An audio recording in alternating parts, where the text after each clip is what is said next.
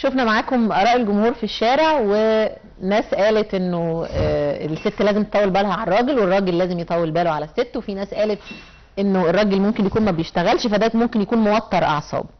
رايك ايه في الكلام اللي اتقال؟ هي في جزء كبير من الصح برضه. في واحده قالت حاجه اتمنى يكون ده اللي بيحصل، ان هي تقدر تستحمل ان هي تسكت. عجبتك انت الكلمه دي؟ عجبتني لان هي دي اللي بتحصل، دي اللي ما بتحصلش اللي هي ما بتحصلش وممكن تعمل مشاكل كتير. يعني النقطه دي في حد ذاتها لو هي ادركتها.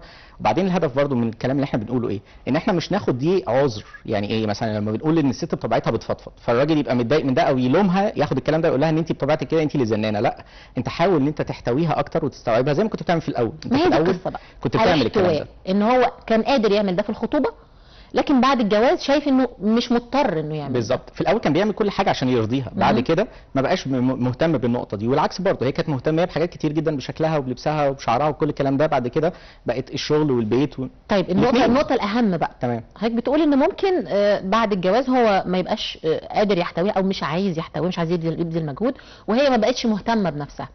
لكن بنلاقي ان هي خلاص استسلمت للامر الواقع ان ده جوزها وبيتها وحياتها ومش عايزه غيرهم. الزوج بقى بيبتدي عايز يحس انه مرغوب، عايز يحس ان في حد ممكن يبص له. خلاص في واحده في البيت بتربي العيال، ودايما بيقولوها كده، انا الست اللي في البيت دي عشان تربي العيال. بيبقى عايز يحس بقى ان هو ممكن يتحب، ممكن يحب، وعايز يتدلع يعني من الاخر. ليه الزوجه ما بتعملش كده؟ ليه الراجل دايما يعمل كده؟ هي بتتظلم. انا بحس ان المراه بتتظلم في النقطه دي لسبب، لان الراجل مثلا عنده عطاء اقل، الست عندها عطاء اكبر، فبتبتدي تركز على ايه؟ ان انا بيتي وان انا عيالي وان انا عشان كده دايما نسمع كلمه انا ضيعت عمري عليكم.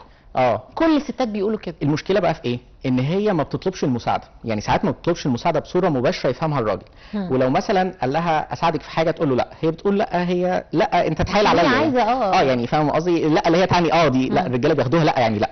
او عايزاه كمان يحس قد ايه هي بتتعب، يقول لها كلمه واحده يحس قد ايه بتتعب، او يحس ان هو مهتم فعلا. يعني بيعزم عليها يعمل لها شاي، تقول له لا انا هعمله انا مثلا، فيقول لها خلاص. يعني تبقى عامله ولايم وتقول له حلو الاكل، الاكل حلو، قلنا حلو.